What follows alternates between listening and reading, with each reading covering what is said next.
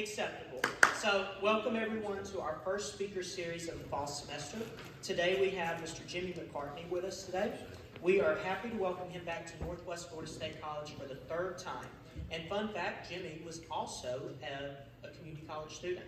However, now he is a stand-up comedian and a college speaker. After years of learning business and sales skills, Jimmy was able to bypass the normal pathway of countless years climbing the ladder in comedy as an opening act to become a headlining comedian performing all over the country at college, military bases, and performance halls. It is my pleasure to introduce Mr. Jimmy McCartney. Ladies and gentlemen, one more round of applause for Tanner, ladies and gentlemen. I told him this, but I want to let you guys know too that like he said, I perform at colleges all over the country, and honest to God, Tanner is one of the most amazing, I almost swore right there, people that works at college campuses. He does an amazing job for you guys. You're super lucky to have him. So like he said, my name is Jimmy McCartney, ladies and gentlemen. I want to thank you guys so much for having me back. This is my third time here. And basically what I want to talk to you guys about is just giving you a very different perspective. It's not anything that's supposed to be preachy or gospel. It's just meant to be something to give you a different perspective on how you can create an opportunity or a pathway for yourself that you may not think is available to you. Because I know a lot of you guys tend to think the messaging that we're told from society, our parents, whoever, that you got to just fit into a normal box and follow the normal pathway and that your options are limited. And I'm living testament that that is not the case. I am the last person on earth who should have been a full-time comedian who gets paid to travel around the country and make people laugh publicly. Because I was a nobody with nothing from nowhere, who had horrible stage fright. I started out as a community college student in a very small town, about the same size as Niceville, in upstate rural New York, in the middle of nowhere, with stage fright so unbelievably bad that every single time that I went up, I genuinely thought I was either going to vomit or poop my pants. That's how bad it was. And now I've been, like Tanner mentioned, for the last 2 years, I've been traveling all over, but doing this, and I feel fantastic, and I know that you guys can create whatever dreams that you want to as well. And so what I'll do is I'll just kind of give like a very brief rundown of how I got to this point, exactly how I did it, so that you know that it's none of it's smoke and mirrors. This is exactly how I got to this point. And then I'm just going to give you guys a few different tidbits for what you can do in your life in order to create the pathway that you feel fulfilled with. So like I said, I grew up in a very small town. I started out as a community college student. I actually graduated in the bottom 50% of my high school class. And the only reason I mention that is because when I did go to community college and then on to four-year school and grad school, I finished in the top 10% of both undergraduate school and graduate school.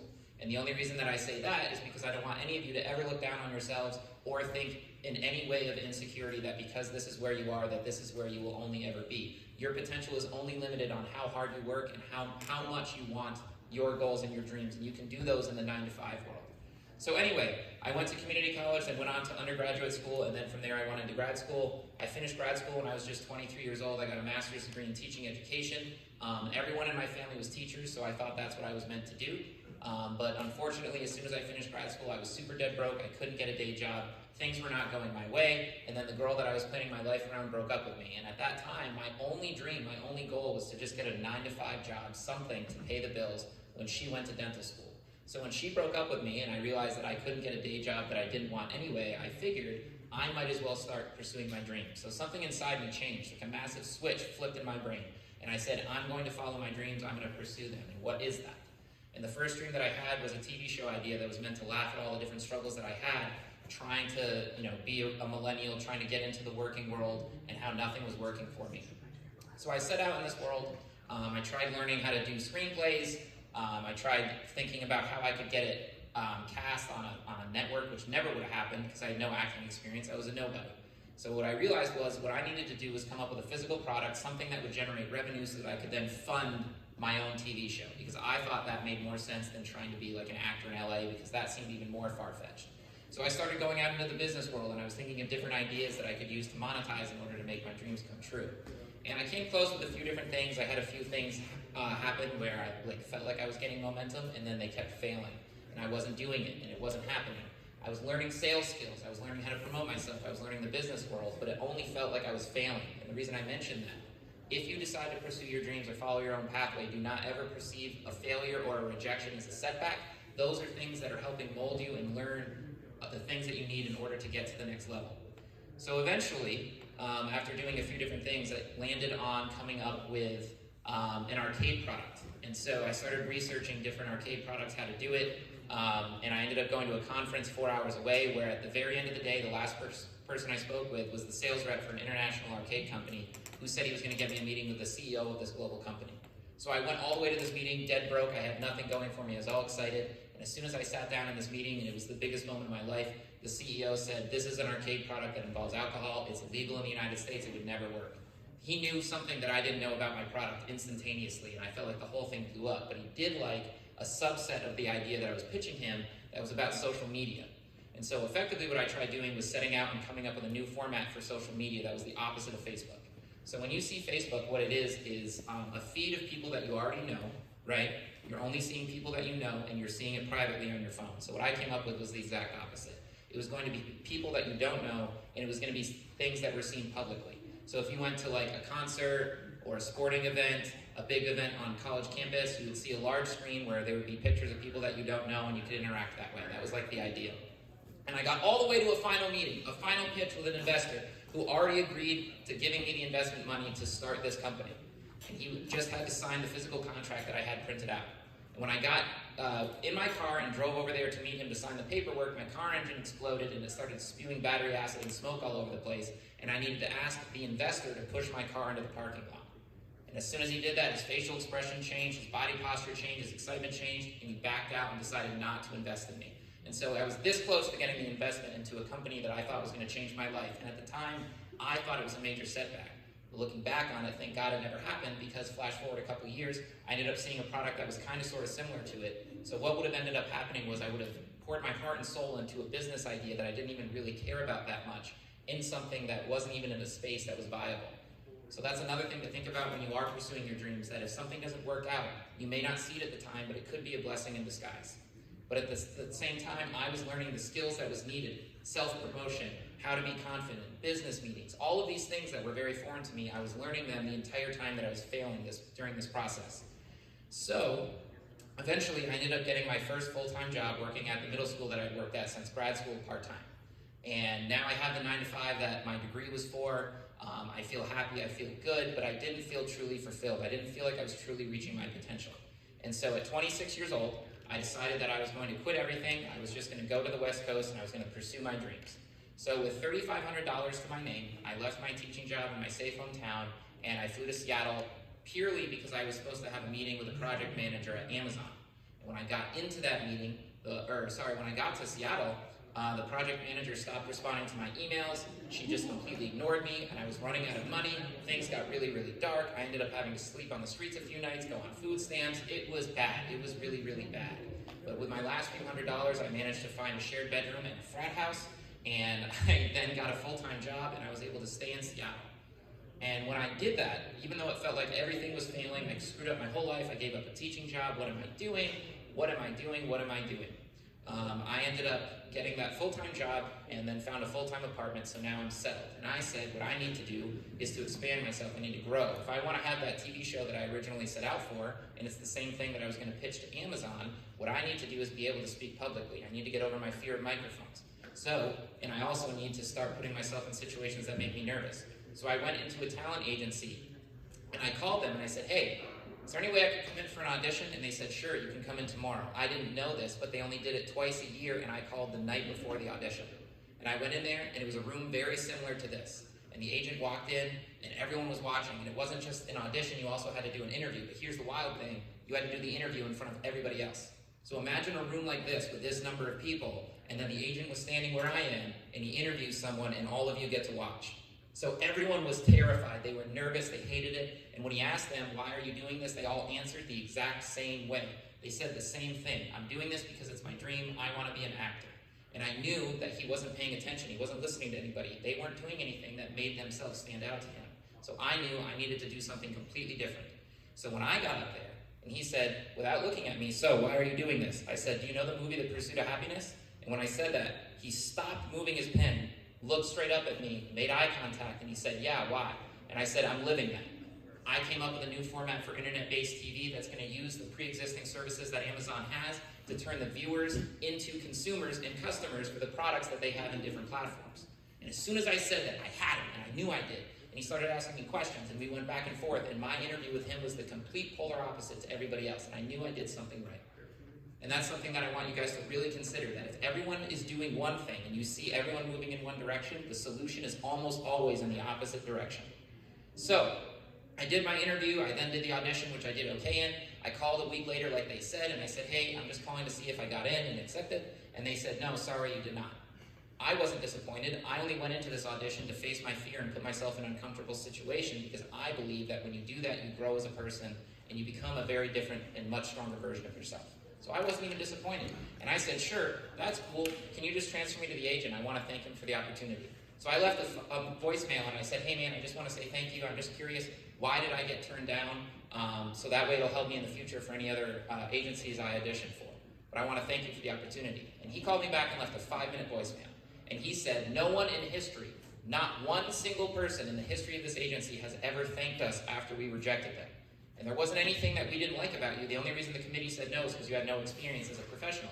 But because you did something no one's ever done, I'm going to do something nice for you. I'm overturning the committee. You are in. And I got accepted into a talent agency with exactly 0 acting experience when I was in Seattle, when I first got there. So I started going to all these auditions, getting myself in front of cameras, exposing myself to the situations that made me nervous, and facing my fears over and over and over. After about a year of this and doing a day job, where I was fortunate enough to have a day job that was directly across the street from the acting agency, and my manager was cool because every single time I had an audition, he would let me come in, change, put a suit on, go across the street, do my audition, and then go back to work. So I did this for about a year, and then I said, I need to grow even more, I need to expand more, I need to face my fears more, because even though I'm getting better in front of cameras, I still hate microphones. They terrify me. So I decided to start going to the open mics for stand-up comedy, with 0 intention of being a comedian. Wasn't my goal whatsoever. I just wanted to expose myself to the thing that made me nervous. So I started going to these open mics for comedy, where almost every single night I would bomb, I'd be terrible, it would make people uncomfortable because I was so bad, it was brutal. But I did this every single chance that I got, in addition to all of the auditions that I did. So I did that for a couple years. And then eventually I moved back to my hometown because my grandfather and my uncle were both dying of cancer. So I thought I was going to move home, spend time with them, save money so that I could move to LA. I didn't know it, but the first job that I applied to, without even thinking about it, was the local PBS TV station. And I applied to be the sales rep, the guy that put commercials on TV. And when I went into that interview, the manager said, you know, Jimmy, you're a really interesting guy, I like you a lot, but you don't have any professional sales experience. But when I told her about all the different things that I was doing about pursuing my dreams, pitching businesses, going into auditions, how I got into the talent agency, she said to me, you know what, Jimmy, you sold me on you. You got the job. So I got hired as a sales rep with 0 sales experience. Why? Because I did something that other people weren't doing, and I pitched myself in a unique way. So I started making all the commercials, and because this was such a small studio, they needed someone to direct them. So I went on all the shoots, and I was directing these commercial spots. And this went on and on and on, and then eventually I decided that I was ready to move to LA, but COVID happened. And I thought that this was something that was a setback, but it was actually a blessing in disguise.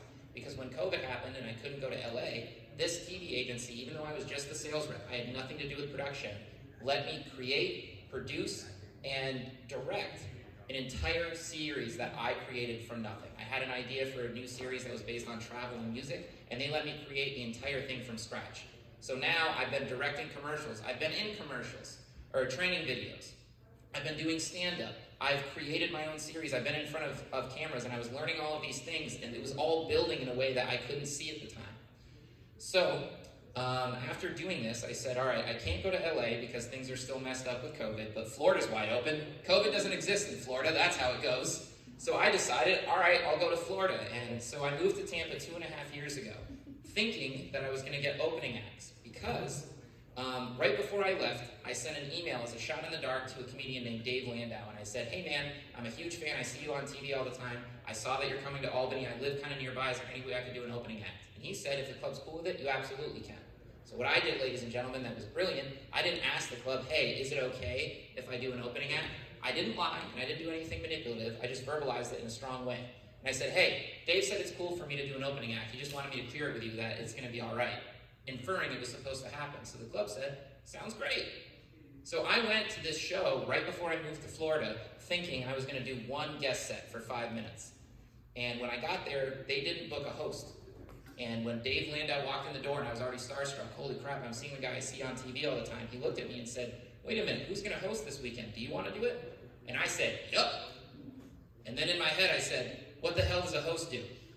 I didn't even know. I had never even been to a real comedy show. I didn't even know what a host was. So a host is basically the MC, the guy that facilitates everything. You make jokes in between. I didn't know what I was supposed to do, but when I got done, they were like, Jimmy, you were amazing. You did fantastic. They loved it.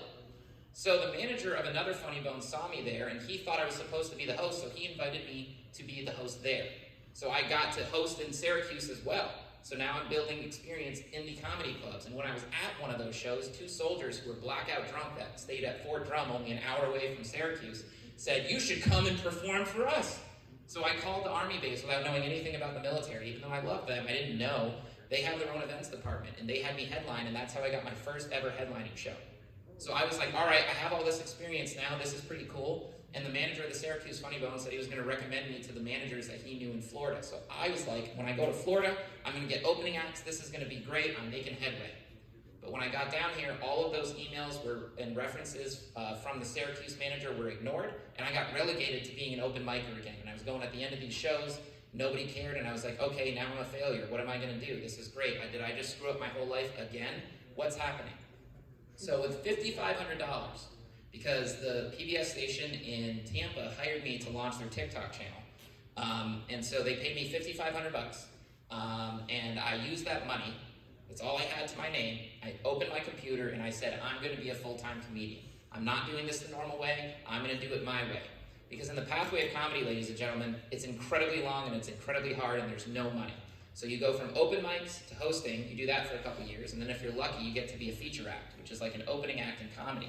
Most of the time, people do that for 3 to 10, maybe even 15 years before they become a headlining comedian.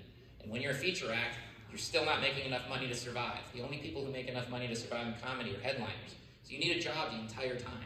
I'd only had 2 years experience. Most of it was open mics, and most of it was me bombing and being awful. So it's like, what even is this? But I opened up my computer with $5,500 to my name, and I said, I'm going to go after colleges because they have massive budgets, and they'll take a chance on somebody who isn't a known name as opposed to comedy clubs. So for 5 months, all I did, all day, every day, was research, contact, call, email, follow up with colleges all over the country, over and over and over. And eventually, after 5 months of doing this, I was able to put together my first ever tour as a headlining comedian, completely created out of nothing. No one asked me to do it. No one came running to me. No one begged me. I created it out of nothing. And after that first tour that I had, I ended up doing way better than I expected, even though I thought it was going to go awful and terrible. Surprisingly, it went way better than I thought it would. And I was able to get references and recommendations from other colleges. And from there, I was able to reach out to different colleges and say, hey, I'm a comedian. I specialize in performing at colleges. Here's references from other people that have seen me. If you want to have me, let me know. So I was building credibility. And I remember vividly, ladies and gentlemen, one of the times that this happened, I kept emailing this one college over and over and over and over, and they never answered me. They never responded. They never responded. And eventually, I decided, you know what? I'm going to take one more chance in the dark. I'm going to try. I'm going to send one more email. And eventually, I got an email response that said, hey, my name's Tanner. I work at Northwest Florida State. And this email hasn't been monitored for the past few years. I'm new here, and I just saw that all of those emails were going into the junk folder, and I just thought it was interesting. I'd love to chat with you. And so, ladies and gentlemen, that was 1.5 years ago, and this is my 3rd performance at Northwest Florida State. And the only reason, thank you. The only reason that it happened was not because anybody was begging me and not because I had doors that were open to me. It's because I created opportunities and I didn't give up until I got a definitive yes or no. And I've been here 3 times as a direct result of that. And I want you to know that those things can be possible for you too. So anyway, that was the first year of me doing it. And since then, in the last 2 years, ladies and gentlemen, I've performed up and down the entire East Coast. I've gone from New England all the way to Key West. And in the next couple months, I'm going to be doing a run where I go to Washington State, Alaska. I'm doing a TV show in Texas and then going up to Colorado. And I'm getting paid to travel the country and make people laugh. I haven't had a day job in 2 years. I am my own boss. I haven't had an alarm clock in 2 years, which is fantastic, by the way. And it's been an amazing ride. I still can't believe it. I go into venues, and even in this moment right now as I'm talking to you, it blows my mind that I'm getting paid right now more than I've ever made in a day job to just be free and be myself and tell you that these things are true. I feel so incredibly lucky. And the reason I say this is because if I can do it, you can too. I was a community college student. I was a C- high school student. And I was just a nobody. I had horrible fears. I had no connections. I had no doors open to me. And I was able to create this. And if I can do it, you can too, as long as you think creatively. So now that I've talked a little bit about my story, what I want to do is just give you guys a few different tidbits of advice, regardless of what you want to do. Whether it's enter the working world, be in the 9 to 5, create your own business, follow your dreams, be an artist, whatever it may be, all of the things I'm about to tell you are universal. The first thing that I recommend all of you guys do, regardless of what pathway you want to take, is follow your heart and do what you love. Raise your hand if you know an adult who you can tell that their job is sucking the soul out of them and they are absolutely miserable. Exactly. Most of us know those people. A lot of people are doing things that do not make them feel happy and feel fulfilled. What I recommend all of you guys do, because your youth is such a blessing, you don't have commitments, you're not weighed down, you're not older, you have opportunities that you don't even realize. So what I recommend every single one of you guys do, whether you are 15, 20, 30, 40, or even 50, you are still younger than you realize. What I recommend all of you guys do is think about the things that make you happy and pursue that. Because it is way better for you, as an example, let's say that you're really good at math. So people say you should be an accountant because you'll make 80 grand a year. That's fantastic. But your passion is to go out into nature and be in the woods. The question that I would ask you is, does it make more sense to make $80,000 a year to sit in a cubicle in an office all day, every single day, typing away on a computer, never escaping with 2 weeks vacation? Or does it make more sense to make $45,000 a year to be a park ranger who goes out into the woods and helps clear trails and inspires other people to be in nature, and you get to do what makes you feel happy and fulfilled? Those are the types of things that you guys can decide to do, and what I would recommend all of you do is choose your heart and your passion, because the reality is your job takes up more of your time than your free time does. So you want to try to find something that makes you feel happy and fulfilled. So that's one thing that I really recommend, is think about things that make you feel happy. The next thing that I recommend all of you guys do is avoid the pitfalls that most college graduates get sucked into. A lot of people, when they first finish school, and they do get a day job that pays more than they've ever had, they say, my reward is this money. I feel free now. I feel validated. I have more money than I've ever had. So what I want to do is buy a big screen TV, get a new car, get my own apartment, not have a roommate. So they create a higher cost of living thinking that that's the reward for their job. But here's what I think you should do, the exact opposite. I recommend you drive an old beat-up car, have as many roommates as you can stand, even if it's your mom. What I recommend you guys do when you first finish school is save as much money as you can, because that is true freedom. Because if you can save $5,000, $10,000, $15,000, like I did twice with the moves that I had, when I came to Florida, I originally had $10,000 saved up, and if I didn't have that, I would have gone bankrupt. Because like I said, by the time I started doing the TikTok thing for PBS, I only had $5,000. So I recommend you guys save as much money as you can, because if you can leave your hometown or wherever you're living with $5,000, $10,000, $15,000, with that money you can either invest in starting your own business, get a low-paying day job in order to pay the bills, whatever it is that you want to do, you can become free by keeping your cost of living low. The next thing that I want to recommend you guys do is think creatively and go around the brick walls that you see. So, one of the things that I mentioned before when I was in the acting audition, when I was doing that and I noticed that everybody was doing the same thing, I did the opposite. And I recommend all of you guys think about this. When you guys see that the whole crowd, everyone is moving in one direction, the solution is almost always the opposite way. Raise your hand if you've ever filled out one of those online applications. Are those things fun or are they awful? They are the worst. Are they quick or do they take a long time? Do you often hear back from them, or do you almost never hear back from them? We all know these things. So here's the thing. When you see those online applications for a job that you want to get, and it says, do not call, do not come in, ask yourself this question. If I'm the HR person and I have 2, 3, 4, 500 people sending me applications that all have the same qualifications, what makes me stand out from all of those people? The answer is nothing. So what I would recommend all of you do is acknowledge that and realize, if I have nothing that makes me stand out on paper and they're telling me don't come in, but I know if I just fill out this online application I stand no chance anyway, there is no detriment, there's no risk in doing the opposite of what everyone else is doing. So if you see do not call, do not come in, you know what I recommend you guys do? Call and go in. Let them see you, let them feel you, let them know you, let them experience you firsthand and make you stand out from everybody else. Because think about this. Let's say you're an HR person and you have those 500 applications and they're all exactly the same.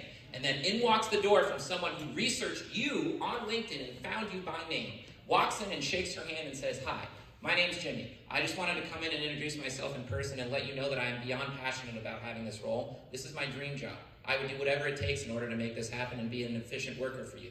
And I noticed that you said the starting salary is $28 an hour, but to show you how dedicated I am, I'm ready to start tomorrow at 9 a.m. and I'll do it for $22 an hour." That may not get you the job, but I can promise you unequivocally from the bottom of my heart that that will give you a much better chance than just filling out the job application online. So when you encounter problems, and there will be them, when you get into the workforce, and there will be a lot of pathways that are hard to break into, I honestly and deeply recommend that all of you take a step back from it, look at what the pattern is that everyone else is doing, and do something different. That doesn't mean when you go into a job interview you have to wear a clown suit so people remember you. It does not mean that. What it does mean that you should do is think creatively and do something that other people are not doing. And then here's the last thing I want to say before I give you guys 3 kind of tidbits of advice. I recommend you do something that most people get very uncomfortable with, and that is think of death. I want all of you guys to consider your death, and here's the reason why. Most of us kind of are told by society and our parents you need to prepare for retirement, right? You got to build up your retirement. You got to build up your retirement. But nobody talks or thinks about the thing that comes after that, which is something that we're all going to face. We are all going to die, all of us. So what I would recommend you do is think about yourself right before you're about to die, on your deathbed. You're 85, 90 years old, you're laying in a bed, you can't move. If that 85 or 90-year-old version of yourself could teleport back to today and be you right here, right now, do you think that person would want to play it safe and get some job that's sucking the soul out of them, that they're not happy, and just live a normal, boring life and watch TV every night and not actually experience life? Or do you think that 85-year-old version, if they had the ability to be you in your body right now, would want to go out and experience things, do activities, meet people, experience life, and figure out a pathway that's adventurous and brings you joy and happiness? So what I recommend all of you guys do is honor your old self. Honor the version of yourself that's about to die, and think about how they would want to live the life that you have the opportunity to do right now. And I know I've made a lot of mistakes, and I don't claim that I have the answers to everything in life, ladies and gentlemen. I know that I don't. But I do know for an absolute and unequivocal fact that if the 85-year-old version could teleport back, he would be living exactly as I'm living right now and would be very proud of the things that I've done. And that's one thing that I can hold my head high about. Even though there's a lot of uncertainty and a lot of fear and a lot of stress in the life that I'm living, I know they'd be very proud because I'm living a life of meaning. So, the last thing I want to talk about before I kind of open it up for questions are just 3 things that I recommend all of you guys do, regardless of the pathway that you guys decide to take, because this can completely change the course of your life. The first is the one that everyone hates the most. I promise this is going to make you guys squirm because you're going to want nothing to do with it and you're not going to want to, but that's why you should do it. The first thing that I recommend each and every one of you do is take a sales job. The reason why I recommend all of you do that is because sales is terrifying. People are afraid of rejection. They know that it stinks. You're going to get told, "Ooh, get away from me, you're gross, I hate you, leave me alone, this is awful, this is terrible." But here's the reason I recommend that you guys take a sales job. Someone is going to pay you money. They're going to pay you money to learn skills that are universally transferable to every aspect of life that will build your self-confidence and open up opportunities for you. When you take a sales job, you learn how to promote yourself. You learn how to communicate. You learn how to get over the fear of rejection. You learn how to build self-confidence. And also, here's the most important thing, the psychology of navigating conversations with people where you can sound strong, informed, and able without sounding fake, forced, or scared. When you take a sales job, someone pays you money to learn things that transfer to everything. And this isn't just with jobs, this is with all aspects of life. Being able to learn how to communicate, how to advocate for yourself. We all know that friend that's able to get free food at the restaurant. We all know that friend who's able to get a discount on something where there isn't supposed to be a discount. That's what sales can do for you, ladies and gentlemen. And more importantly than that, it's going to build your confidence to communicate with people interpersonally beyond the job market in every aspect of life. Sales will help you tremendously. So here's what I recommend you do. I don't expect you guys to get into the sales field permanently. All I want you guys to do, if you can, do it as like a summer job, right? Take a job working for the local newspaper as the ad person. I guarantee you that job is available. No one wants to do it. Who cares if you're terrible at it? You're not in it for the money. You're not in it to do it permanently. You're in it so that you can grow, and any money that you make is just an added bonus. So you take a part-time sales job for just a short time, it will help you tremendously, and those things will transfer beyond the job market. The next thing that I recommend all of you guys do is deliberately go after the things that scare you and make you uncomfortable. Do things that scare you. Here's the reason why. All of us have fears, all of us have apprehensions, right? But we know that regardless of those fears, even if they're completely different, the way our body physically responds to those things is exactly the same. For me, I get a very tense feeling in my stomach, my throat tightens up, and I get nervous, I might poop my pants. That's how I feel. Everybody's different, right? We all react to it a different way, but no matter what situation I'm in where I'm nervous, that's how my body reacts. So I recommend all of you do things that scare you, because when you condition your mind to go after things that make you intimidated, it helps you in all aspects of life. So here's an example. Let's say that you were terrified of approaching pretty girls, and you were also terrified of heights.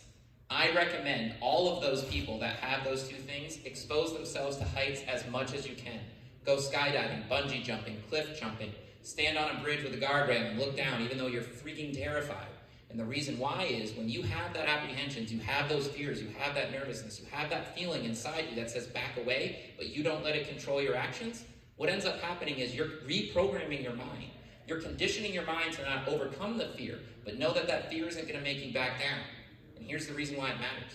Because once you expose yourself to all of those different forms of heights that make you nervous and uncomfortable and intimidated, now you see the girl that you've had a crush on for the last 2 months and you've been terrified to approach her.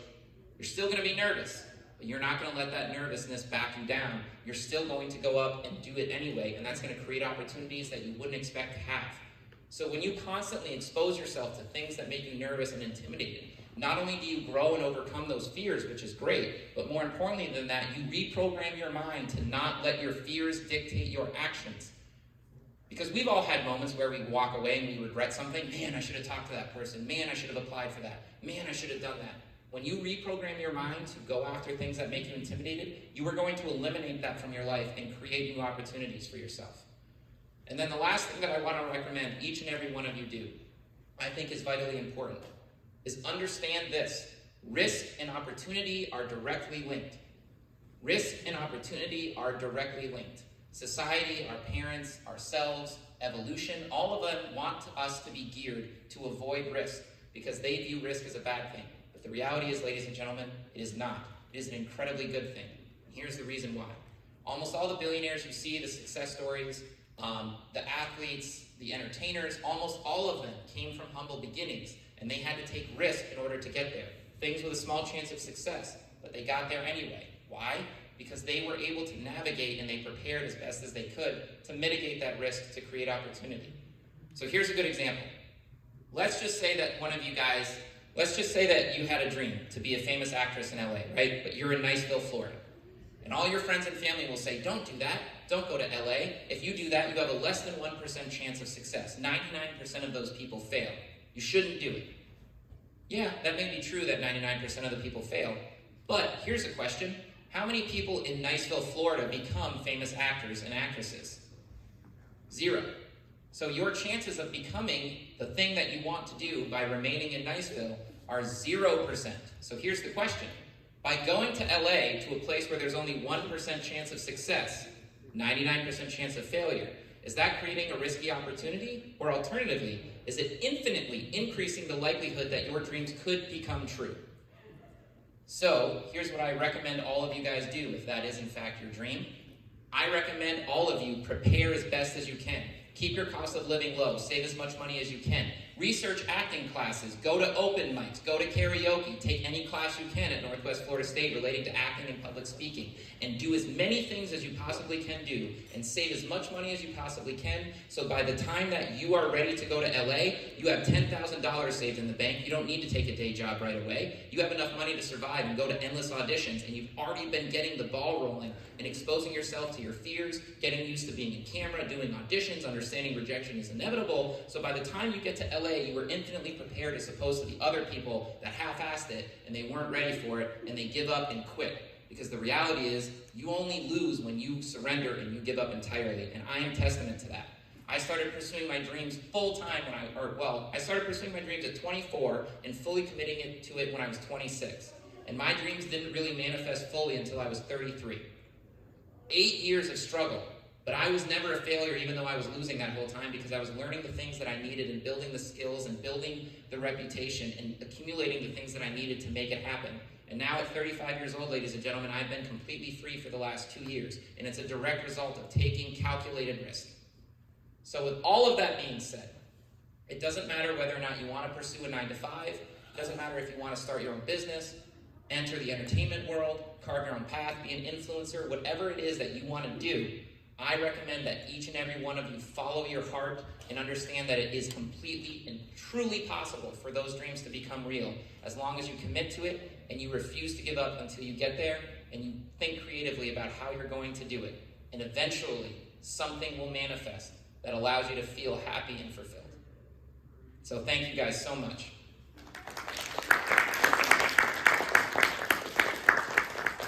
So with all that being said, ladies and gentlemen, feel free to ask me any questions whatsoever.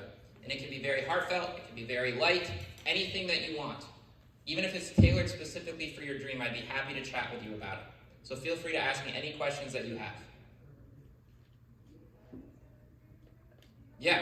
How do you recommend using social media to add credibility to your, for getting employers to notice you? Yeah. Social media is a great tool because it's free. So no matter your situation, all of you guys can build up your social media. Tanner knows this with the emails that I was initially sending to him. I'm very fortunate that my TikTok channel has done very well. I have over 250,000 followers on it. I think it's like 33 million views. So when I reached out to Tanner, even though that I didn't have as much experience on stage, because I had such a large social media following, that gave me immediate credibility and viability for him reviewing me. So it doesn't matter if you want to be an accountant, a doctor, start your own business, whatever it is. If you start creating content and building a following in the field that you're trying to get to, it will never be a detriment. It will only help you guys. So I recommend you guys pursue that. And with that being said, Tanner, I just mentioned it. I have over 250,000 followers on TikTok, and I think I have over 700 on Instagram. But when I say I have over 700, I don't mean 700,000. I mean I only have 700 followers on Instagram.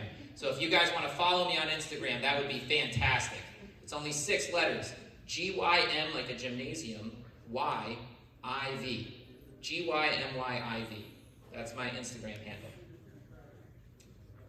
Anybody else? Feel free. Now is your time, ladies and gentlemen. You can ask me anything whatsoever. Yeah, go for it.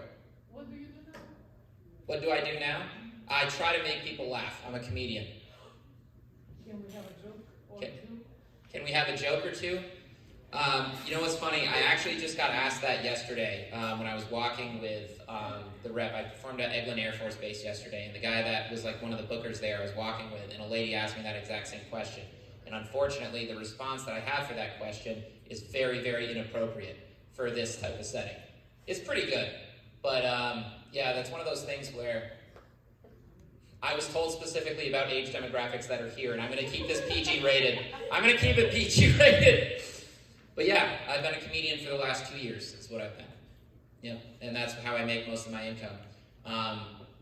I do, like Tanner mentioned, primarily colleges, military bases, performance halls, and I'm starting to work my way into the comedy clubs as well. Yes, ma'am. You said you did a series? What was that? So it's called Soundscapes, and if you type in Mountain Lake PBS into Google, you'll see the channel, and the series that I created is called Soundscapes. So where I'm from is called the Adirondacks, and it's a beautiful mountain range in upstate New York. And the thing that was so dope about this series was it came to me as a vision in one moment. Like the finished idea of it was just in my brain when I was watching one of my friends play guitar. And so what the series is it's different musicians performing. Like you guys know about Tiny Desk? Oh, yeah. Okay, so picture the same premise of Tiny Desk, right? So musicians playing in like an intimate setting, but as they perform, the camera alternates between showing the performer and then showing aerial and drone footage from different mountains and lakes around and villages around the Adirondacks. And we list not only the song that the performer is singing, but also where the footage was filmed. So as the viewer watches, they get new ideas for places to travel, hike, and explore, new music to download, and new musicians to book. So it was travel and music combined, and it was badass. It was good. It was really good. So if you type in Mountain Lake PBS was the channel I worked for, and then you look at the series that they created, one of them is called Soundscapes. Anybody else? Yes, sir. What's the worst job you've ever had? The worst job I ever had. I would probably say my first job at Wendy's. I take it you guys have been to Wendy's before. So here's the reason why. This is pretty funny. So I was actually a vegetarian. I'm not anymore, but for most of my life I was a vegetarian. When I was in high school I was too. And they put me as the fry cook guy. And which is fine, whatever. But the hamburgers, you know how they say fresh, never frozen? Those are kept at room temperature all day and they are nasty. So when you're on the grill, it gets filled with blood and meat chunks, and every half hour you have to go dump it into the sink and get new soapy water. It's really gross. So anyway, and the only reason I'm telling you, I know it's morbid. So the only reason I say that is to tell you this. So I remember I already hated the job. It was miserable. It was awful. I would smell terrible. And there was a little clock directly in front of that fry cook, and I used to just watch it all day. And like, it was the slowest time ever moved. They say time is relative. That is completely true. If you need to slow time down, if you feel like your life is slipping away and you need to buy more time, go to Wendy's and stare at that clock. Time will slow down. So anyway, I remember on my last day of this job, and I hated it, I was absolutely miserable, and I had this container of blood and meat that I had to go dump into the kitchen sink. And you guys know how kitchen sinks are like really deep? They're massive. I walked over with this bucket and it slipped out of my hands. Oh, ew. Yeah, you guys knew, I didn't. So when it slipped out of my hands, I should have ducked like a grenade was going off, but instead I just looked down, and when it hit the bottom of the sink, it all came back up and just covered me in a shower of blood and meat. I looked like something out of Braveheart. It was really, really bad. It was the worst. So yeah, I lasted 2 weeks. I should have turned my 2 weeks notice in after my first day. But here's the thing though, ladies and gentlemen, when you take those jobs and they're absolutely awful and they're brutal, it helps gear you and realize like what you don't want to do. So even those things are awful and terrible, they kind of help guide you in a weird way. But yeah, that was probably the worst job I ever had for sure. Anybody else? It could be, how do I follow my dreams? Yes, ma'am.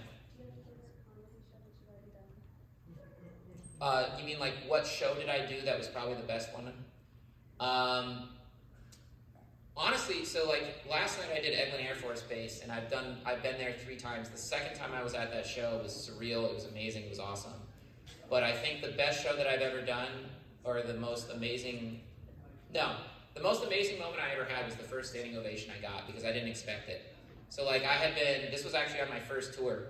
And like, I just finished my show. I was like, thank you guys so much. Like, have a wonderful night. And then I didn't expect it, but every single person in the crowd just stood up instantly. And I may or may not have started crying on stage, ladies and gentlemen, because I've been pursuing my dreams for so long, and I felt like a failure for so long. And to have those people validate me like that, it meant the world to me. Because 2 months prior, I was just an open micer, where in Florida, I was only performing for like 4 people that looked more disinterested than people who were waiting in their airport flight to come. It was brutal. So to go from that to have people giving me a standing ovation meant the world to me. And here's another thing that I think is important. I'm glad that you asked that for this reason. Your talent, your value is not a reflection of where you are sitting right now. Case in point, I told jokes on that stage when I got a standing ovation the exact same way to a crowd of 8 people 2 months prior in Tampa, Florida, for 8 people that didn't even smirk. My joke-telling ability, my competence, my confidence, all of those things were not a reflection of how I was being received in Tampa, because those same jokes were told in that show where I got a standing ovation.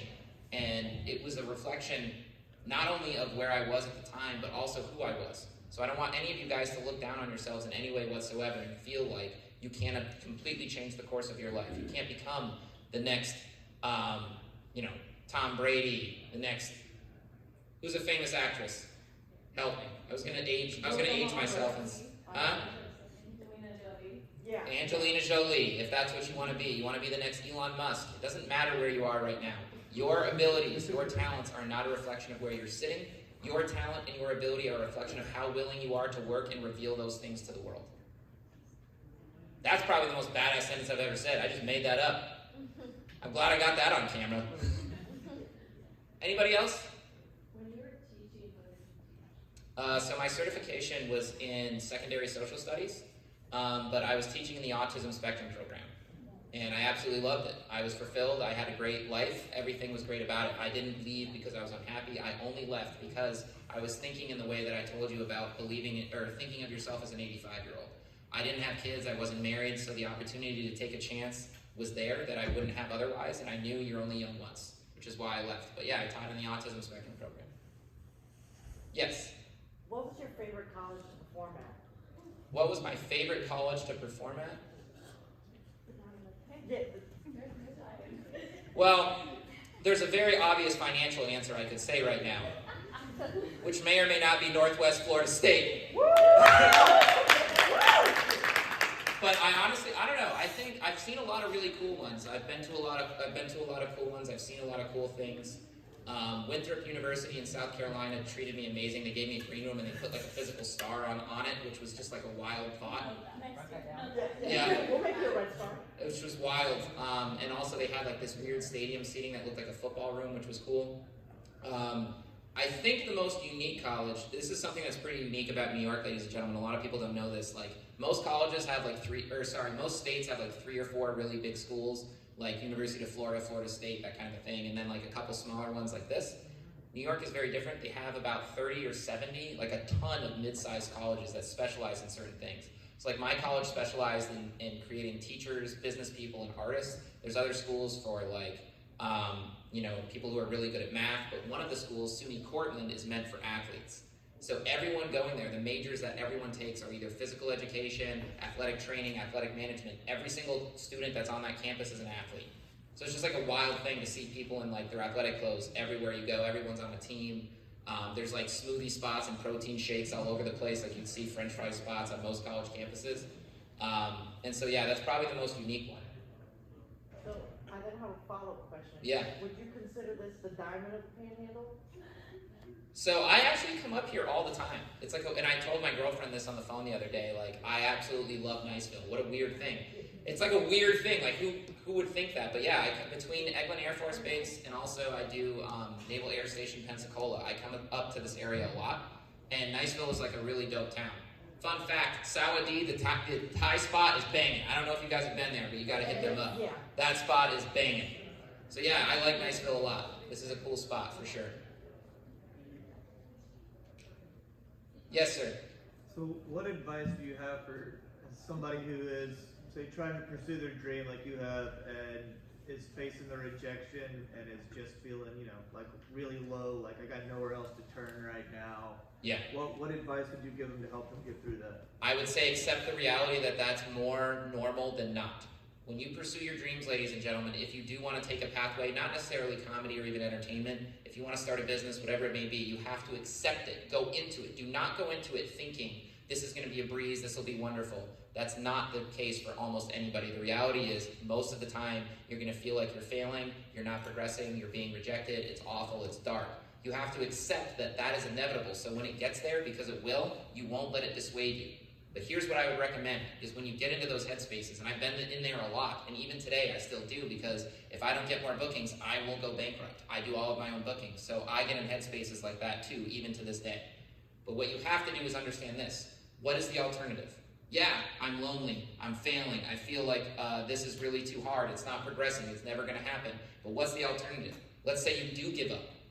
Now what? You accept the fact that you're never going to get your dreams. So even though you feel like it's a very small chance that it'll happen, if you quit and you surrender, you're guaranteeing with 100% certainty your dreams will not happen. And I can promise you, the alternative is worse. Because let's say you give up on your dreams. Now what do? You have to go into the world, the working world, and get a job that you don't want anyway because you surrendered on what you ultimately do want. Even if you fail, you can hold your head high and say that I'm living my truth and I'm doing what I want to do and I'm going to keep fighting. Because the reality is, you only lose, you only fail when you actually give up. You do not fail as you were being rejected. You do not fail as things are not going your way. The only time you fail is when you fully surrender and give up on your dreams. So what I would recommend is accept and understand that that thought process, that feeling, that darkness is inevitable.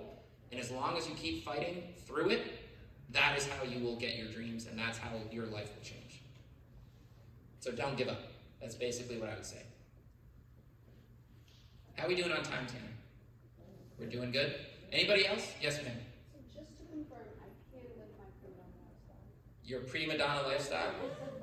What is your prima donna lifestyle? Not too bad. My prima donna lifestyle is to probably just like travel. Like if I could really like money was an issue, I would probably like travel. Okay. So what I would recommend, here's another thing, I'm glad she asked that. Do not let anyone ever tell you your dreams are too far-fetched, that your dreams cannot happen, that they are unrealistic. Screw anybody that says that. And if you need to keep your mouth shut and not tell anyone your dreams, do it. Because that'll only bring you down. Your dream is much more realistic than you think. But this is the thing, I'd ask myself, okay, if I want to travel, that's what I want to do, that's my dream. That's a lot of people's dreams. That's something that's feasible because it doesn't require a massive cost of living. This is what I would recommend you do. Think about what are the things that you can control right now. One of those things is launching and starting your travel channel. This isn't fake it till you make it. You're not going to be unethical whatsoever. I would recommend you start a new channel today that's focused specifically on your travel. And the way that you can kind of edge into this space without being unethical or lying or faking it like you see a lot of people do is start out by posting content to where you can travel to today. You can start making posts in Fort Walton Beach. You can start making posts in Pensacola. You can start making posts in Mobile, Alabama, and start doing it that way from here. So now you already have content, you're growing your followers, and you can expand from there. And once you start doing that, you gain credibility, and it continues to grow from there. So what I would recommend you do is start today. And even if it doesn't go that well and you feel like it's not working out, you're learning what does and doesn't work, so you're getting ahead.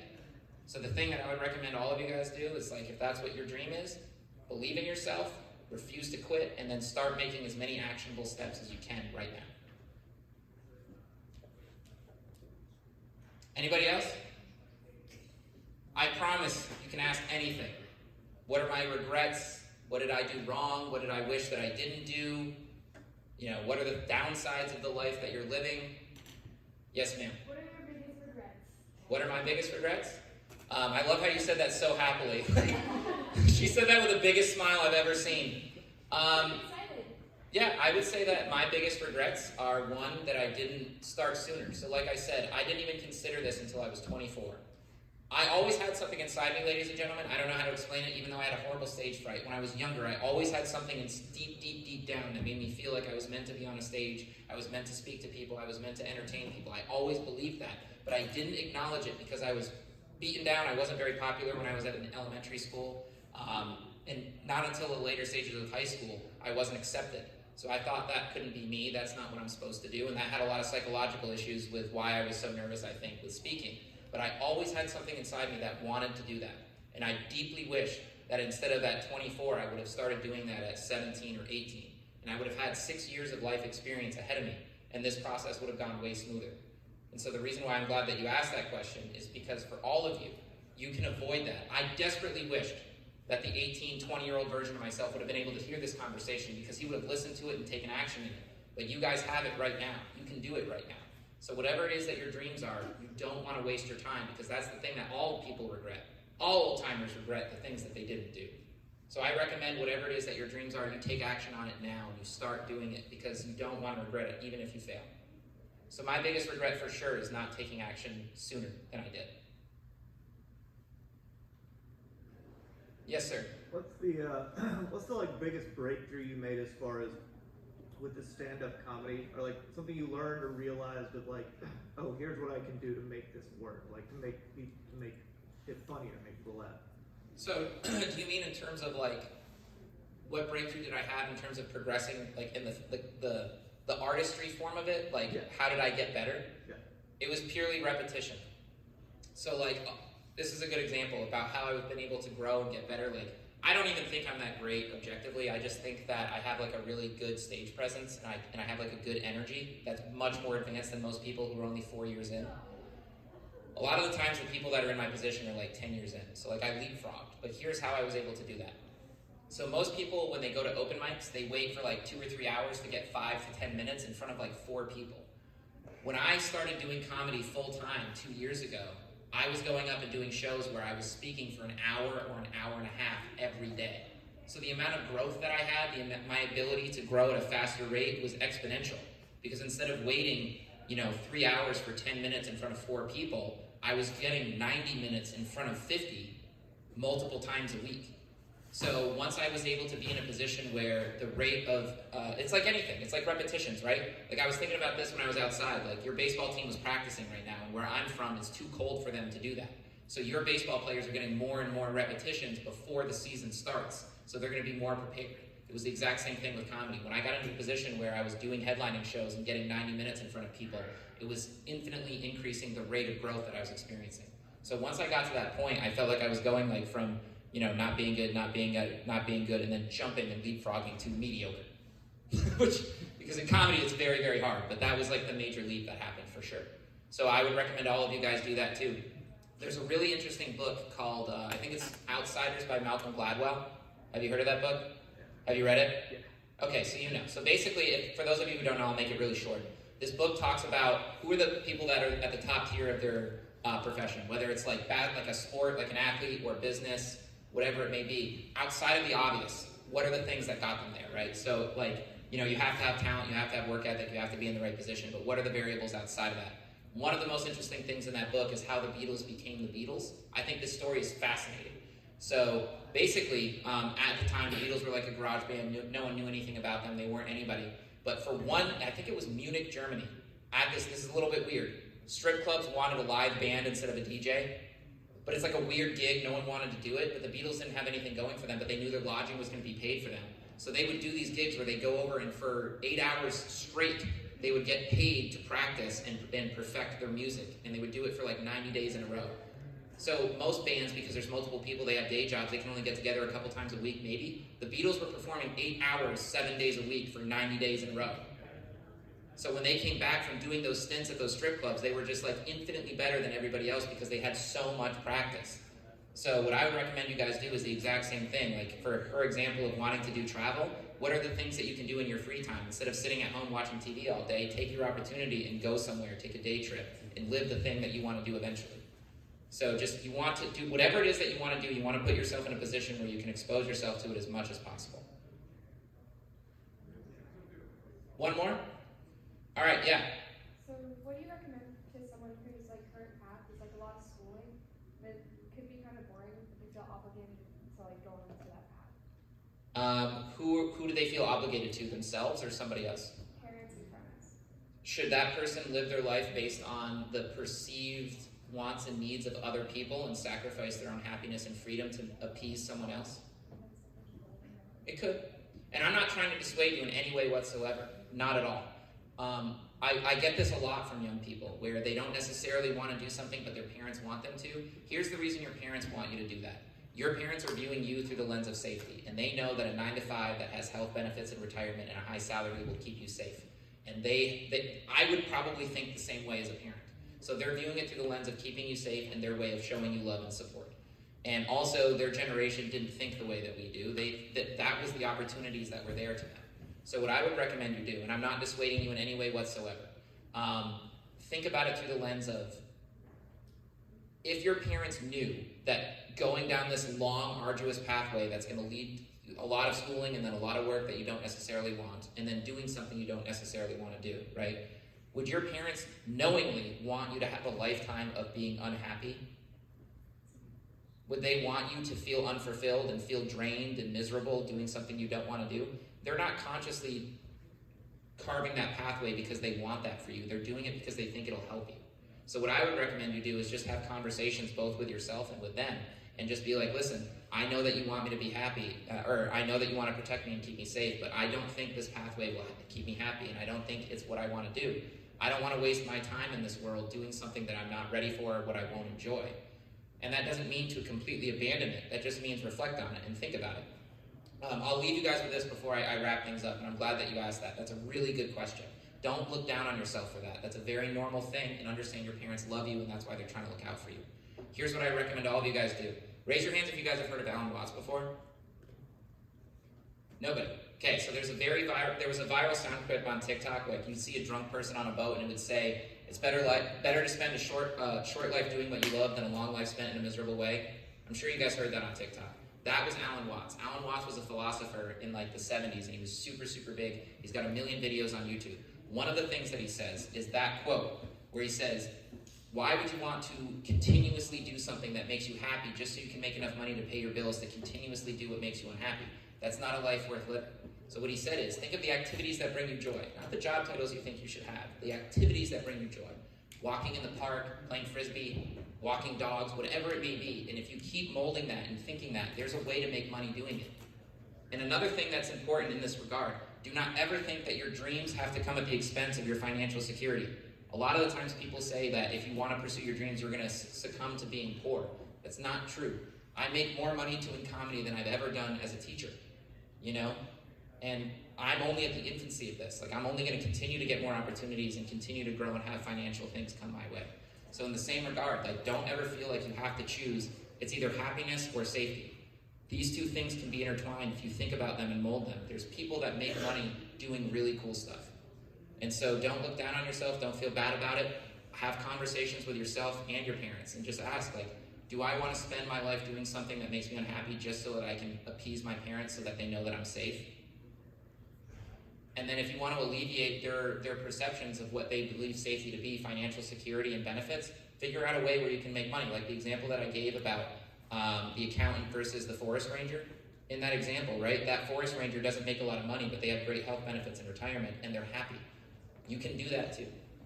So hold your head high and be proud and know that you can live a life filled with happiness, and your parents want that for you too. You just have to gear them in the right way. So with that being said, ladies and gentlemen, the last thing that I want to say is this. This is how I close out my shows. And it's really important to say because it's true. I know that life is very hard. I know that life is difficult. Am I right? But think about this and don't ever forget this. No matter what it is that you choose to do in your life, don't ever forget this. All of the things that came your way that felt overwhelming and dark and powerful, the death of a loved one, loneliness, heartbreak, not knowing what to do, not knowing what pathway you should take, all of those things that came your way that felt overwhelming, you guys conquered and overcame those things that came your way in the past, which means that each and every one of you are more powerful than things that felt overwhelming.